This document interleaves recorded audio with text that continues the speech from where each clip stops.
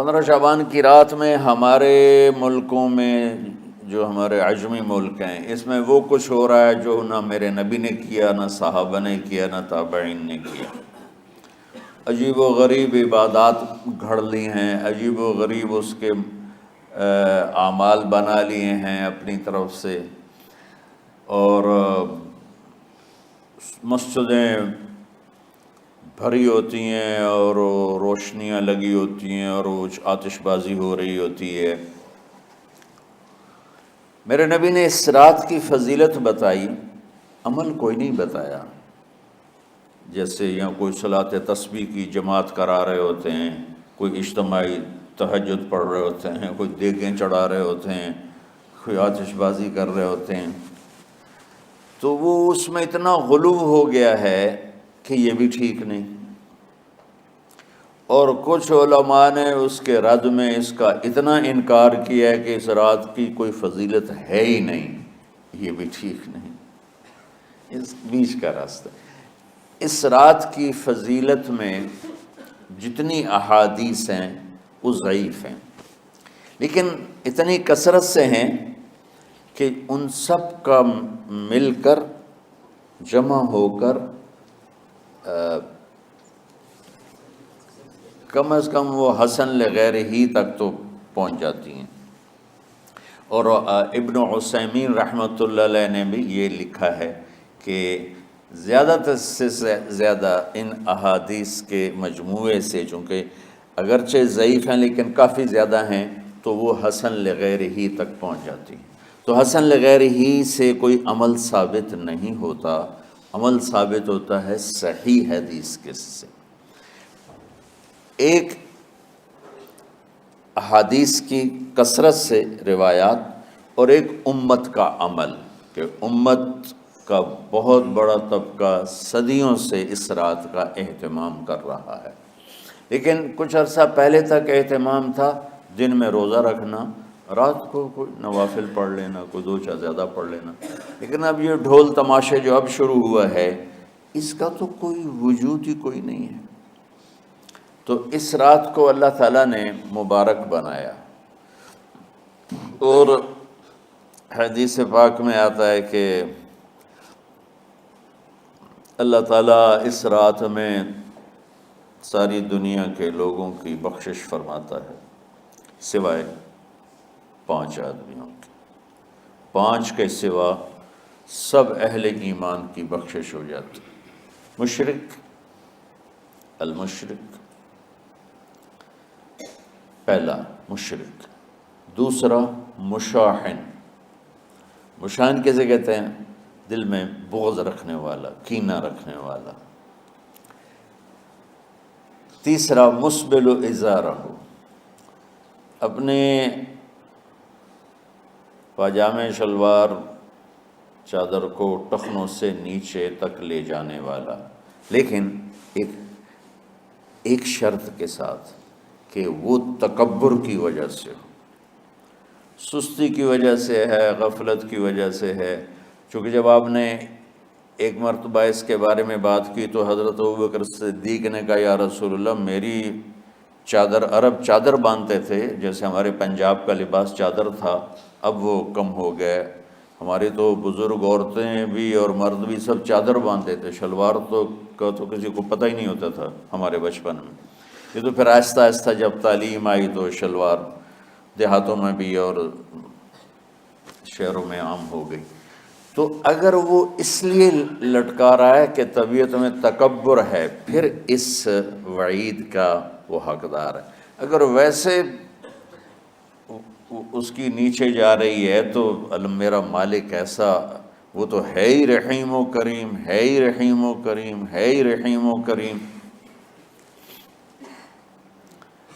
صرف شلوار نیچے لٹکانے سے وہ اتنی شدید سزا دے۔ اگر اس کے پیچھے تکبر ہے، پھر ہے یہ، تکبر نہیں ہے تو انشاءاللہ وہ اس سے محفوظ ہوگا۔ تو اپنی چادر کو لٹکانے والا، لیکن بشرط تکبر۔ کتنے ہو گئے؟ عاق لوالدیہ، ماں باپ کا نافرمان۔ نافرمان ایسا کہ دکھ دینے والا. چھوٹی موٹی اونچ نیچ تو ہر بچے سے ہو جاتی ہے، نہیں، جن نے والدین کو ٹکڑے ٹکڑے کر دیا ہو اور ان کو دکھ دے دے دے دے کے ان کا سینہ چیر دیا ہو، چونکہ آپ کہتے ہیں پرزے پرزے کرنا کسی چیز کو، تو اپنے دکھ دے کر اپنی بدتمیزی کے ساتھ اس نے ماں باپ کا دل زخمی کر دیا ہو، ایک یہ نہیں معاف ہوتا. پانچواں، مدمن خمر، مسلسل شراب پینے والا، مستقل جو شراب کا عادی ہو. ان پانچ کو مؤخر کر دیا جاتا ہے. معافی نہیں ہونے کا مطلب یہ نہیں کہ اللہ تعالیٰ کبھی معاف نہیں کرے گا. معافی نہ ہونے کا مطلب یہ ہے کہ یہ پانچ ایسے گناہ ہیں کہ اس کی وجہ سے بخشش رک جاتی ہے. اگر وہ شرک سے نکل آئے، وہ کینہ سے نکل آئے، وہ تکبر سے نکل آئے، وہ والدین کی نافرمانی سے نکل آئے، شراب چھوڑ دے، تو ان کی بھی بخشش ہو جاتی. جب کوئی توبہ کرے گا فوراً بخشش ہو جائے گی. نہ 15 شعبان کی ضرورت ہے، نہ لیلۃ القدر کی ضرورت ہے، نہ بیت اللہ جانے کے ساتھ توبہ کی شرط ہے. جہاں بھی وہ بیٹھ کے توبہ کرے گا، جس لمحے میں کرے گا، اسی وقت اس کی توبہ قبول ہوگی اور اللہ اس کے پچھلے سارے گناہوں کو معاف فرما دے گا.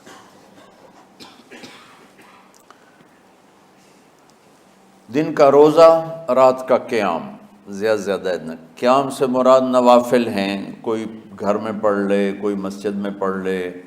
نوافل، نفلی عبادات گھر میں ہی افضل ہوتی ہیں. میرے نبی سنتیں ہمیشہ گھر سے پڑھ کے آتے تھے. تہجد اپنے گھر میں پڑھتے تھے، مسجد میں نہیں پڑھتے تھے. سوائے اعتکاف کے آپ اپنے نوافل سنتیں سب گھر میں پڑھتے تھے اور مسجد میں صرف فرض آ کے ادا فرماتے تھے. اور اس کے بعد بیٹھنا ہوتا تھا تو بیٹھ جاتے تھے، اٹھنا ہوتا تھا تو اٹھ جاتے تھے. تو اعتدال اللہ کو ہر چیز میں پسند ہے. دنیا جو مختصر ہے اس میں کیسے پسند نہیں ہوگا؟ آخرت جیسے معاملے میں بھی اللہ ہم سے کہہ رہا ہے اعتدال، امتن وسطا. ایسے عیسائیوں کی طرح ترک دنیا بھی نہ کرو، یہودیوں کی طرح دنیا کے پیچھے نہ پڑ جاؤ، رزق حلال بھی کماؤ، اپنے بچوں کو بھی دیکھو، اپنے فرائض کو بھی دیکھو جو دنیاوی ہیں، اور اللہ سے بھی اپنا معاملہ ٹھیک کرو اور درست کرو. بعد کے زمانے میں صحابہ کے بعد سے ہی ایک انتہا پسندی امت میں آئی. ساری ساری رات جاگنا. فلاں بزرگ تھے، وہ رسے سے اپنے بالوں کو باندھ لیتے تھے کہ نماز پڑھتے پڑھتے جب نیند آئے اور جھٹکا لگے تو رسے سے بندھے ہوئے بالوں سے اس جھٹکے سے تکلیف ہو اور ان کی آنکھ کھل جائے اور پھر نفلوں میں شروع ہو جائے. ایک فلاں بزرگ تھے، وہ اپنے آنکھوں میں نمک کا سرما لگاتے تھے تاکہ آنکھیں جل جائیں، اس میں وہ جلن پیدا ہو جائے اور نیند اڑ جائے. یہ ایسے واقعات بھرے پڑے ہیں. فلاں بزرگ تھے، انہوں نے 30 سال عشاء کے وضو سے فجر کی نماز ادا کی. یہ اپنی جگہ پہ بزرگی ہے، لیکن یہ بھائیو یہ دین ہم پیش نہیں کر سکتے. فلاں بزرگ تھے، وہ 30 سال سے ستو کھا رہے تھے کہ روٹی کھانے اور ستو کھانے میں 70 دفعہ سبحان اللہ کا فرق پڑ جاتا ہے. تو روٹی کھائیں تو 70 دفعہ سبحان اللہ کم کہہ سکتے ہیں، اور ستو کھائیں تو 70 دفعہ سبحان اللہ زیادہ کہہ سکتے ہیں. تو لہٰذا ان کا مجھے تو 30 سال ہو گئے، میں تو ستو کھا رہا ہوں، میں تو روٹی نہیں کھا رہا. یہ دین نہیں ہے. یعنی یہ وہ دین نہیں جو ہم انسانیت کو پیش کر سکتے. یہ تو لوگوں کو دوڑانے والی بات. یہ راہبانیت کی شکل ہے. یہ وہ دین نہیں جو ہم لوگوں کو پیش کریں گے تو وہ کہیں گے واہ واہ واہ واہ کیا دین ہے بھائی، قبول کرو. یہ ایک قسم کا غلو آیا.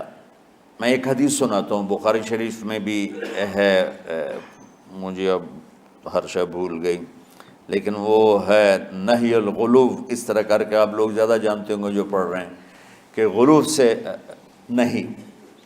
حدیث آپ کو سب کو یاد ہوگی کہ 3 صحابہ آئے اللہ کے نبی کے گھر اور پوچھا کہ اللہ کے نبی رات کیسے گزارتے ہیں؟ تو گھر والوں نے کہا سوتے بھی ہیں، جاگتے بھی ہیں، کھاتے بھی ہیں۔ تو وہ تینوں آپس میں کہنے لگے وہ تو نبی ہیں، سوئیں بھی تو کوئی بات نہیں، اور شادی ہے کوئی بات نہیں، ہم تو نبی نہیں، ہمیں تو کچھ کرنا چاہیے۔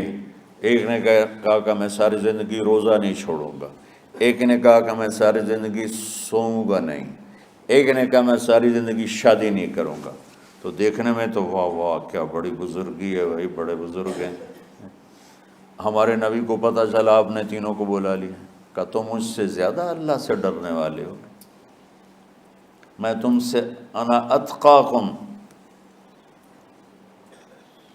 یا اخشاکم، الفاظ آپ لوگ کو زیادہ یاد ہوں گے لیکن مفہوم میں صحیح پیش کر رہا ہوں۔ آپ نے کہا میں تم سے زیادہ اللہ کو جانتا ہوں، تم سے زیادہ اللہ سے ڈرتا ہوں، میں سوتا بھی ہوں، میں کھاتا بھی ہوں، میں روزے بھی رکھتا ہوں، میں چھوڑ بھی دیتا ہوں، میری بیویاں بھی ہیں، میں اپنی بیویوں کے پاس بھی جاتا ہوں۔ تم دین میں غلو سے بچو، پہلے امتوں کو ہلاک کر دیا دین میں غلو۔ دنیا میں غلو یعنی انتہا پسندی، ایکسٹریمسٹ ہونا، دنیا ہو یا دین ہو دونوں میں اعتدال بچو، اللہ تعالیٰ کو پسند ہے۔